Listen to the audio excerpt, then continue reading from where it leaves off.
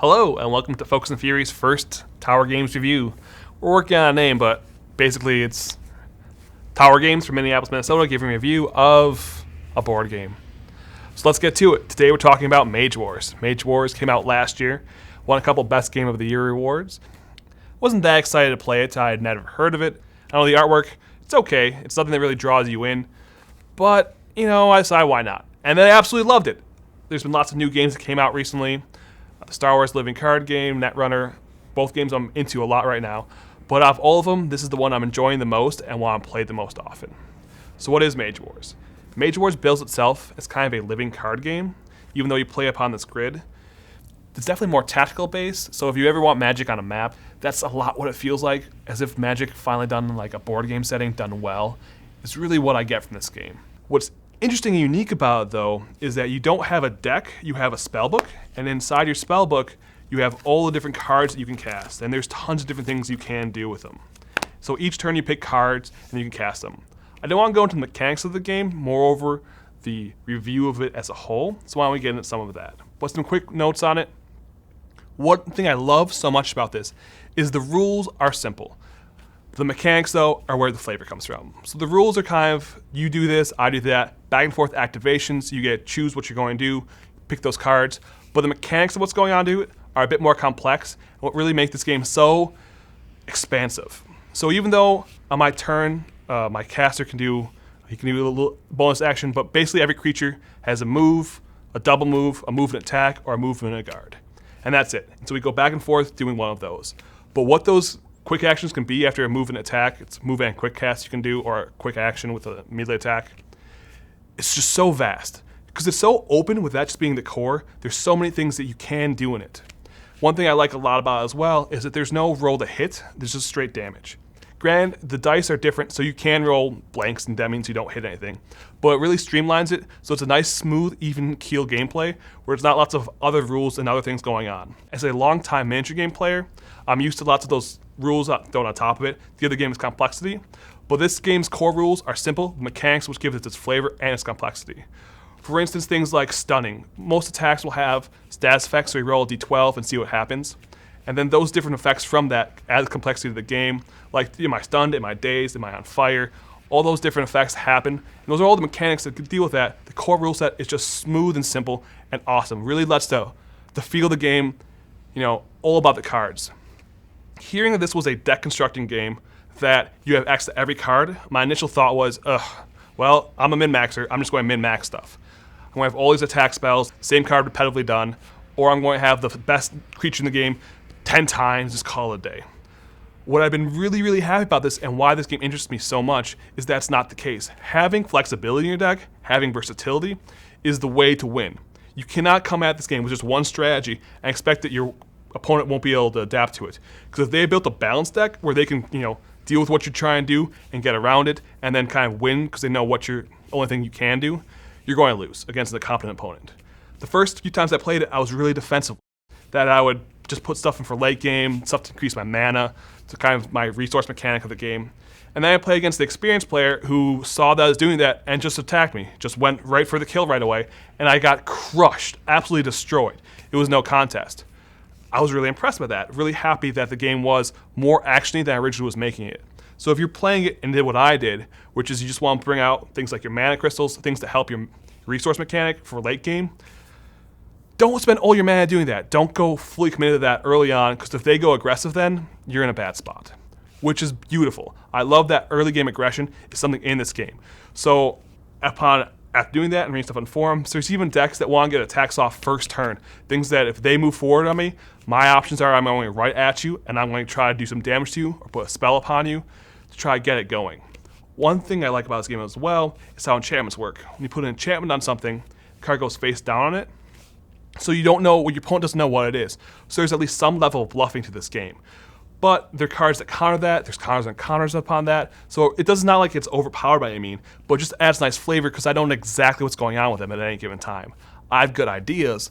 Like when I put a fantastic weapon in my person, they have ways of destroying my weapons. And so chances are if I put an enchantment on me, it might be a defensive enchantment trying to protect my weapons. So then they've got things they can do. They've got cards that can hit that enchantment, cards that can still go after my weapon because maybe I'm bluffing. Cards, there's just a lot going on in the game. There's choices that the player makes that really determines the outcome of the game more than the cards you have in it. Granted, you definitely want to, go in a direction sometimes in the deck. Like you've got 4 different casters. You've got the Beastmaster, who is all about spamming beasts, sometimes big beasts, sometimes small beasts, your choice of beasts. He can do very well in melee as well, but that's just kind of his goal. You've got the Priestess, who's got lots of temples. There's lots of healing going on. There's lots of buffs going on. And so she's got a very unique play because of that. You also have the Wizard. The Wizard can kind of choose his spell when deck construction, which is nice. He's got lots of arcane stuff, more defensive abilities. There's a Nullify enchantment, which I put on me. So then when you try to disenchant one of my items or blow up one of my enchantments, my Nullify triggers and you waste an attack or your spell. It's gone, which is really nice because then you protected your stuff. And there's also then the Warlock, who I like a lot, who either is like the really aggressive in your face with this kind of attack you first turn type play. He also has curses, which they're okay, but they're more for the long game, the Warlock. I think his strengths really lie upon being aggressive in your face. And so each of the 4 mages we have right now, each have very unique playstyles. And not only that, but inside the decks, and the decks you can make with them are very unique as well. There's so many different things you can do because of just what they can have in it. With the simple mechanics or the rules they have, the mechanics that they put on aren't that hard to move into the game. So any mechanic you want, like their Spanish mechanics, their sleep mechanics, all these things are coming in, and it's just so well done that I was really, really impressed with how smooth it was. Rumor has it that it took them 2 years to playtest this game, and it shows. Coming from a War Machine background, synergy is key. I want lots of synergy. I want things to build on top of each other when I make my decks, and there's definitely ways to do that. But you can also have things that are more standalone-y, kind of not as synergistic. It's really how you want to make your deck and how you want to play it. That's been so refreshing just to see some of the decks online for like the Warlock, who I want to get good at. And just the vast range of things I've seen. There's decks with him that use no creatures, decks that have tons of items, tons of creatures, no items.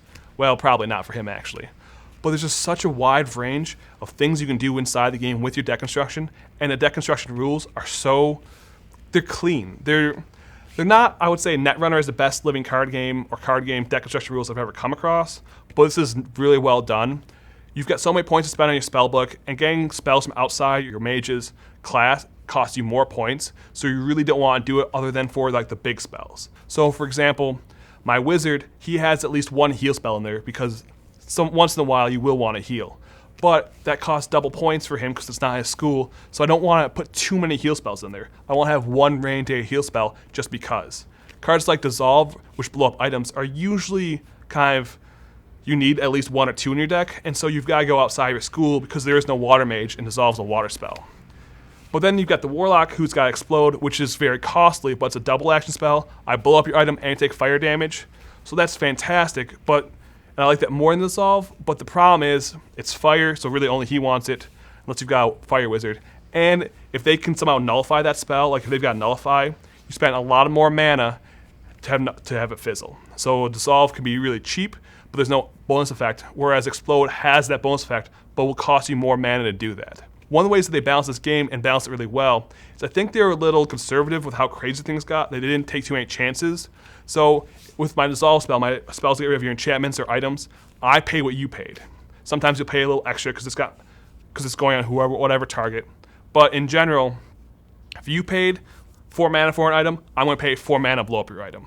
That way nothing gets really too out of hand. Any problems I have with the game, I will say that if you ever played Ascension, there's a time where you just say, or Dominion, screw it, I'm going for the kill.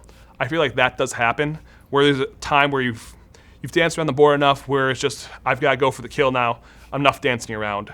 I mean, that's fine. It's not really a big complaint of the game. Maybe it goes away. I've only played like 8 games of it, and so we'll see if I feel the same way after 20 games of it, and I'm more than willing to play 20 games of it. I am super excited to play 20 games of it.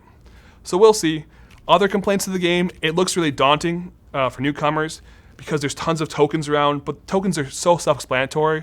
Like the stun token tells you what stun does. The daze token tells you what daze does. The burn token tells you what burn does. Rot the same way. So all these tokens, while you have, can look like it's a cluttered board, can look like a mess, can look like a Fantasy Flight game, but it's really so smooth with how all that works that it shouldn't be a deterrent. Once you get into the game, it's like, in a way, Seven Wonders. How lots of people, when they see Seven Wonders, It looks so complicated, they don't really know what's going on. But like 15 minutes into the game, it clicks and it's smooth and it's even, and there's no more little holdups with how does this work again. Other complaints about the game, no one knows what the hell it is. So you've got a company you've never heard about with a brand you've never heard about, so it's hard to start a community. But if you've got players that are open at trying it out, get into it, because it should pay off dividends. So far, I can only think of more and more things I want to get involved in it and see what's going on with it. And with the expansion coming out this month, I would probably give this 9 out of 10 stars just because I've only played 8 games. And I could definitely see this becoming a 10 out of 10 star game down the line with their expansions. Is Mage Wars worth your money? With the $60 price tag, I would say yes. When you look at the components are pretty average for what you expect. You get a nice big playmat or playboard. You get lots of tokens, you get lots of cards. The cards themselves, they're not cheap, they're not super expensive cards. They're what you'd expect from a living card game cards. But where I think the game is going to really be worth your money is not just replayability, but things you can get with expansions coming into it. Now, if you want to get competitive in Mage Wars, you might want to buy additional things. It being a living card game, there's definitely ways to expand what you can build with your decks. First off is the expansion coming out, which will have lots of new cards, lots of new spell trees. They're going to be fleshed out. Definitely something I'm really excited for. But as of right now, you might want to pick up a core spell tome. What these are reprints of cards in the core set, give you multiple copies. For example, if you're playing the Beastmaster against the Priestess with just the core set, you might run out of things like Minor Heals, Bear Strength, things like that. Cards that everybody wants. Blocks, nullifies. There's also the second tome. And this is more reprints of the unique items that you probably want 1 or 2 of, not that much more. Things like the Warlock's Hellfire Lash is a really good card, but you only get 1 in the core set. So with my Warlock deck, I have 2 of them in there, because in case they blow up one, I want to put up a second one out right away. And that's been really good for me. And those come in core number 2. So would I recommend buying, if you want to get really competitive, I would say you probably only need the base and core Spell Tome 2. Probably not much more. If you want to get crazy competitive and make crazy decks, you might want to add more of that. I have 2 core sets only because I want to have 4 books. Each core set comes with 2 books because it's a 2-player game. But being a crazy person like I am, I want 4 books, so I have 1 for each mage. I have tons of extra cards to build my decks from. I don't have to worry about it. That is overkill. Let me stress this enough. That is overkill. You do not need to do that. 1 core set is more than enough. Maybe a spell tome when you want to start playing tournaments, and you should be more than happy.